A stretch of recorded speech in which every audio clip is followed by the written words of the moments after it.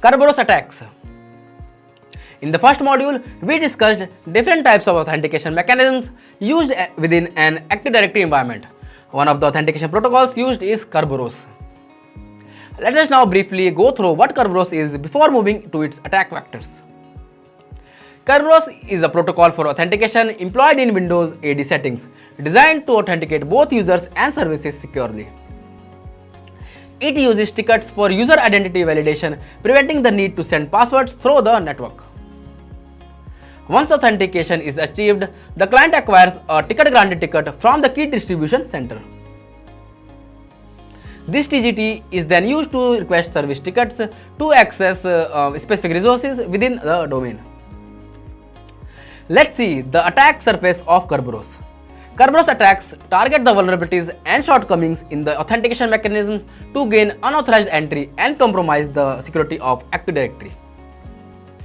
These attacks typically include intercepting, altering, or pilfering Kerberos tickets to impersonate users, increase access levels, or traverse through networks laterally. Let's see some of the attacks that target Kerberos. First up, we have pass the ticket attack, then Kerberosting, ASAP roasting, resource-based constraint delegation, or in short RBCD abuse, and then shadow credentials. Golden ticket attack, and the last one is silver ticket attack.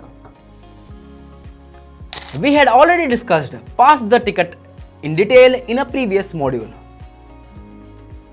We also touched briefly upon the topics of RBCD and shadow credentials. We will go over each of the attacks in detail in the later sections.